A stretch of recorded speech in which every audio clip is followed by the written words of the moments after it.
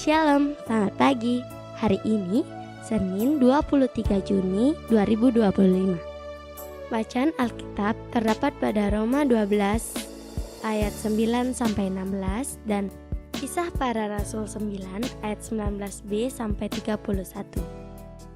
Ayat nas terdapat pada Mazmur 145 ayat yang 9 yang berbunyi, Tuhan itu baik kepada semua orang dan penuh rahmat terhadap segala yang dijadikannya. Yang kedua terdapat pada Roma 8 ayat 21 yang berbunyi, dalam pengharapan karena makhluk itu sendiri juga akan dimerdekakan dari perbudakan kebinasaan dan masuk ke dalam kemerdekaan kemuliaan anak-anak Allah. Renungan berjudul Semua Baik. Merenungkan kembali kisah penciptaan membuat kita memahami bahwa segala sesuatu di bumi ini Tuhan ciptakan dengan amat baik. Tetapi manusia kemudian merusaknya dengan melanggar perintah Allah. Lihatlah bangsa Israel, mereka telah dipilih menjadi umat kepunyaan Tuhan, namun tingkah lakunya sungguh berbanding terbalik. Apakah kemudian Allah berhenti mencintai umatnya? Tuhan tidak pernah selesai mengasihi umatnya.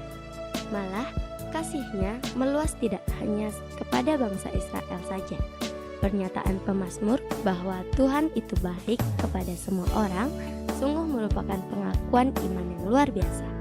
Tuhan dipahami bukan hanya sebagai Allah suatu kelompok orang beriman saja, melainkan sebagai Allah segala ciptaan. Kebaikan Allah nampak nyata melalui pengutusan Yesus Kristus ke dunia. Yesus hadir untuk semua orang berdosa dan tidak hanya bagi keturunan bangsa Israel saja. Maka hendaklah kita merespon anugerah Allah ini dengan menyadari siapa kita di hadapannya. Selama kita masih diberi kehidupan oleh Tuhan, itu artinya keamanan, perlindungan, penyertaan Tuhan tetap berlaku untuk kita seperti pujian yang menyatakan, penyertaan-Mu sempurna, rancangan-Mu penuh damai, aman dan sejahtera walau di tengah badai. Jika kita dapat menjalani hari sampai saat dan menikmati berkat-berkat-Nya, itu semua adalah karena kebaikan Allah semata. Allah kita adalah Tuhan yang besar dan agung.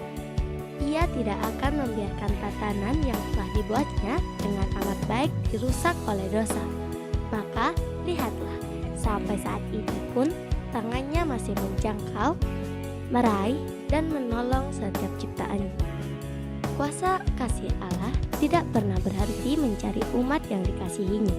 Oleh sebab itu, saat ini kita dipanggil untuk berbagi pengalaman tentang kebaikan Tuhan, supaya semua orang tanpa terkecuali memperoleh kesempatan mengalami kasih dan kebaikan Tuhan itu.